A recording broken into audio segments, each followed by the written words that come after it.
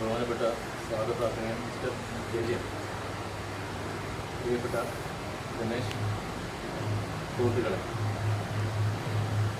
ഇത് വളരെ വലിയ ഒരു ഉദ്യമത്തിൻ്റെ നാന്ദിയല്ല എനിക്കെന്നറിയാം. കാരണം നേരത്തെ 1-2 മീറ്റിംഗ് കഴിഞ്ഞിട്ടുണ്ടോ അല്ലേ?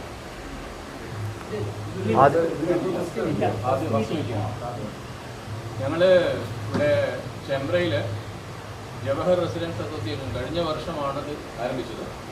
വളരെ രൂക്ഷമായൊരു പ്രശ്നത്തിനെ വിളിച്ചിട്ടായിരുന്നു അത് തുടങ്ങിയത്.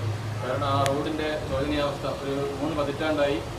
ഒരു 3-4 മഴ അടുപ്പിച്ച് പെയ്താൽ മൊത്തം വെള്ളത്തിലാവുന്ന റോഡ് അത് അവഗണിക്കപ്പെട്ട് കിടക്കുന്നു എന്നുള്ളതിനെ വിളിച്ചിട്ട് ഞങ്ങളൊരു കൂട്ടായ്മ ഉണ്ടാക്കിയതായിരുന്നു ജവഹർ റെസിഡൻസ് അസോസിയേഷൻ. അതിനുശേഷം വളരെ നല്ല നിവേദനം കൊടുക്കേണ്ടവർക്ക് കൊടുത്തു. അപ്പോഴേക്കും ഭാഗ്യവശാൽ MP ഫണ്ട് 30 ലക്ഷം രൂപ അതിനായിട്ട് പാസ്സായി. അതിൻ്റെ ടെൻഡർ കൊടുത്തിരിക്കുകയാണ്. അത് അടുത്ത് തന്നെ അതിൻ്റെ നിർമ്മാണ പ്രവർത്തനം തുടങ്ങുമെന്ന് വിചാരിക്കാം. അപ്പോൾ ഞാൻ ഉദാഹരണം പറഞ്ഞെന്ന് മാത്രമേ ഉള്ളൂ. അപ്പോൾ ഇങ്ങനെയുള്ള മാഹിയിലെ വിവിധങ്ങളായ റെസിഡൻസ് അസോസിയേഷനുകളെ സമന്വയിപ്പിച്ചുകൊണ്ട് ഒരു കോർഡിനേഷൻ കമ്മിറ്റി, ഒരു united residence association of Mahe ഉണ്ടാക്കുക എന്നുള്ളത് തീർച്ചയായും ഒരു വലിയ കാൽവെപ്പാണ്. കാരണം യോജിച്ച് നിന്ന് പ്രവർത്തിച്ചാൽ മാത്രമേ മയ്യഴിക്കായി എന്തെങ്കിലും നേടാൻ കഴിയൂ എന്നുള്ളത് നമ്മൾ ഓരോരുത്തരും ഇരുന്ന് ചിന്തിക്കേണ്ട സമയമാണ്. കഴിഞ്ഞ ഒരു 10-14 വർഷത്തോളം 10-12 വർഷത്തോളമായി ഒരുപാട് പിന്നോക്കം പോയ അവസ്ഥയാണ് മാഹിയിലുള്ളത്. പല രംഗങ്ങളിൽ നമ്മുടെ ആ ഒരു സ്ഥിതിയിൽ ചുറ്റുപാടുമുള്ള കേരളീയ ഗ്രാമങ്ങളിലെ ആളുകൾ അസൂയയോടെ നോക്കിക്കൊണ്ടൊരു കാലം ഉണ്ടായിരുന്നു. മാഹി സ്വർഗമാണെന്ന് പറഞ്ഞൊരു കാലം ഉണ്ടായിരുന്നു. തേനും പാലും ഒഴുകി എന്ന് പറഞ്ഞ കാലം ഉണ്ടായിരുന്നു. അതൊക്കെ പോയി അങ്ങേയറ്റം ശോചനീയമായ അവസ്ഥയുടെ പ്രദേശമായിട്ട് മയ്യഴി മാറിയില്ല. ഒരു കാര്യം നമുക്ക് പറയാം, പലതിനും സാക്ഷരതയിലും മറ്റ് പല കാര്യങ്ങളിലും നമ്മൾ കുറേ മുന്നിലുണ്ട്. പക്ഷേ മുമ്പ് ഒരുപാട് പ്രൗഢിയോടെ നിലകൊണ്ടിരുന്ന പല രംഗങ്ങളിലും മയ്യഴി പുറകോട്ട്. അപ്പോൾ ആ ഒരു അവസ്ഥയ്ക്ക് പരിഹാരം കാണാൻ ഇപ്പോൾ ഇവിടെ നമ്മുടെ പ്രിയപ്പെട്ട സ്വാഗതപ്രാസംഗൻ ജോയിൻ PTA പരാമർശിച്ചു. അത് അന്ന് മാഹിയിലെ 18 വിദ്യാലയങ്ങളും PTA-കളും ചേർന്നുണ്ടാക്കിയ ഒരു കോർഡിനേഷൻ കമ്മിറ്റി ആയിരുന്നു. അതിന് ഒരുപാട് കാര്യങ്ങൾ മാഹിയിൽ ചെയ്യാൻ കഴിഞ്ഞു. അത് ആരുടെയും 1-2 ആളുകളുടെ മികവ് കൊണ്ടായിരുന്നില്ല. നല്ലൊരു കൂട്ടായ്മ അതിനായി പ്രവർത്തിച്ചു. അപ്പോൾ അതുകൊണ്ട് തന്നെ മയ്യഴി പോണ്ടിച്ചേരിയിൽ ഉണ്ടാക്കിയ പല നിയമങ്ങളും തിരുത്താനും വിദ്യാഭ്യാസ വകുപ്പിനെ തന്നെ മുട്ടുകുത്തിക്കാനും അന്ന് ആ ജോയിൻ PTA-ക്ക് കഴിഞ്ഞിട്ടുണ്ട്, എല്ലാവരും ഒന്നിച്ചു നിന്നപ്പോൾ. അതുപോലെ ഈ റെസിഡൻസ് അസോസിയേഷനുകൾ ഒന്നിച്ചു നിന്നാൽ നമ്മുടെ മയ്യഴിയിലെ ജനപ്രതിനിധിക്കും മയ്യഴിയുടെ മറ്റ് പ്രതിനിധികളായിട്ട് വരുന്ന ആരൊക്കെയാണെങ്കിലും അവർക്ക് നല്ല സമ്മർദ്ദം കൊടുത്തുകൊണ്ട് മയ്യഴിയെ ഇനി ഒരുപാട് ഉയരത്തിലേക്ക് എത്തിക്കാനായിട്ട് പല ആവശ്യങ്ങളും നേടിയെടുക്കാനായിട്ട് സാധിക്കും, യാതൊരു സംശയവും.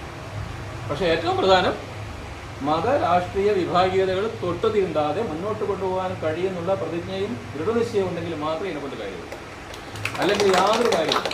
പിന്നെ എനിക്ക് എൻ്റെതായ ഒരു എളിയ റിക്വസ്റ്റ് നിർദ്ദേശം പറയാനുള്ളത്, നമ്മൾ മാഹിയിൽ വരുന്ന ഏതൊക്കെ റെസിഡൻസ് അസോസിയേഷൻ ഉണ്ടോ അവരുടെ മുഴുവൻ പ്രാതിനിധ്യവും ഉറപ്പുവരുത്തുന്നതിനാണ് നമ്മുടെ വിജയം.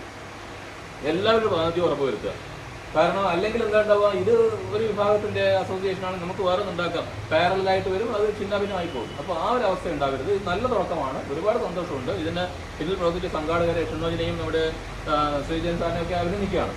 കാരണം ഏതായാലും നമ്മൾ ഒന്നിച്ചിരുന്നു കഴിഞ്ഞു. ഇതൊരു നല്ല തുടക്കമാവട്ടെ. കൂടുതൽ ഞാൻ നിർദ്ദിപ്പിച്ച് പറയുന്നില്ല. എന്ത് സാധിക്കാനും നമുക്ക് പറ്റുമായില്ല ഒന്നിച്ചു നിന്ന് കഴിഞ്ഞു. കാരണം ഒരുപക്ഷെ ഏതെങ്കിലും ഒരു ജനപ്രതിനിധി വരുമ്പോൾ ആ ജനപ്രതിനിധിക്ക് ഒരുപക്ഷെ ചിലപ്പോൾ ഒരു പ്രത്യേക നിറമൊക്കെ ഉണ്ടാവും. പക്ഷേ ഇതിനെ നിറം കൊടുക്കരുതെന്ന് പറഞ്ഞാൽ കൊടുക്കാൻ പാടില്ല. കൊടുത്തു കഴിഞ്ഞാൽ ഞങ്ങളൊക്കെ കുറേ ആളുകൾ ആരും ഉണ്ടാവില്ല. കാരണം യാതൊരു സംശയമില്ല, അതിനെക്കൊണ്ട് കാര്യമില്ല. അപ്പോൾ അങ്ങനെ കൊണ്ടുപോകാൻ കഴിയണം ഒരു കൂട്ടായ്മയായിട്ട്. ഒരുപക്ഷെ എനിക്ക് തോന്നുന്ന ഒരു ചെറിയ ആശയം തോന്നുന്നത്, എല്ലാ അസോസിയേഷനുകളുടെയും ഭാരവാഹികൾ ഉൾക്കൊള്ളുന്ന ഒരു ജനറൽ ബോഡി, എല്ലാ ഭാരവാഹികൾ ഉൾക്കൊള്ളുന്ന ജനറൽ ബോഡി എന്ന നിർദ്ദേശം മാത്രമാണ് നമുക്ക് ചർച്ച ചെയ്യാവുന്ന കാര്യമാണ്. അങ്ങനെ വന്നത് അതിൽ നിന്നൊരു എക്സിക്യൂട്ടീവ് കമ്മിറ്റി, അതിൽ നിന്നൊരു ഭാരവാഹിത്വം. അങ്ങനെ വരുമ്പോൾ മുഴുവൻ പേരുടെയും പിന്തുണ ഉറവാക്കിക്കൊണ്ട് യാതൊരു തരത്തിലുള്ള അസ്വാരസ്യങ്ങളും ഇല്ലാതെ ഭംഗിയായിട്ട് കൊണ്ടുപോകാൻ നമുക്ക് സാധിക്കും. അതിന് എല്ലാവിധ ഭാഗങ്ങളും നേരുന്നു. എനിക്ക് പറയാനുള്ളത്, നമ്മൾ ഓരോരുത്തരും സ്വയം പരിചയപ്പെടുത്തിയാലും നന്നായിരിക്കും. അതിനുശേഷം നമുക്ക് മറ്റു ചർച്ചകളിലേക്ക് പോകാം, അല്ലേ? Thank you. ഒരു അസോസിയേഷനിൽ നിന്ന് 5 പേര് വരുന്ന ഒരു ജനറൽ ബോഡി. അങ്ങനെ ആകുമ്പോൾ 14-12 പേരാണെങ്കിൽ 15-60 ഉണ്ടാവും. ഓരോ അസോസിയേഷൻ വരുമ്പോഴും 5 പേര് കൂടും. പിന്നെ 2 പേര് വീതം എക്സിക്യൂട്ടീവിലേക്ക്, അല്ലെ? അങ്ങനെയല്ല നല്ലത്. ഒരു അസോസിയേഷൻ തന്നെ 4-5 പേര് വരുന്നതിന് പകരം 1-ൽ നിന്ന് 2 പേര് എക്സിക്യൂട്ടീവിലേക്ക് പോകും. അപ്പോൾ ഒരാളെങ്കിലും ഉണ്ടെങ്കിൽ നമുക്ക് പ്രാതിനിധ്യമായി.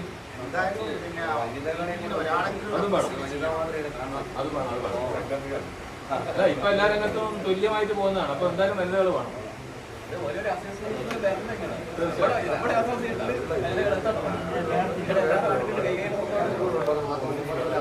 എല്ലാം ഇപ്പൊ നമ്മുടെ ചുറ്റുവട്ടത്ത് തന്നെ വളരെ വളരെ ബലപ്പെട്ട അഭിപ്രായമാണ് അദ്ദേഹം പറഞ്ഞത്.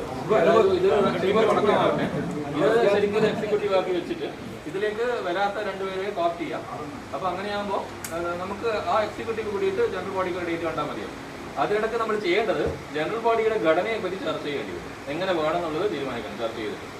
ജനറൽ ബോഡിയിൽ എത്ര അംഗങ്ങൾ വേണം, അതിൻ്റെ ഘടന എങ്ങനെയായിരിക്കണം, ഒരു രജിസ്റ്റേർഡ് അസോസിയേഷനിൽ നിന്ന് എത്ര പേര് വരണം.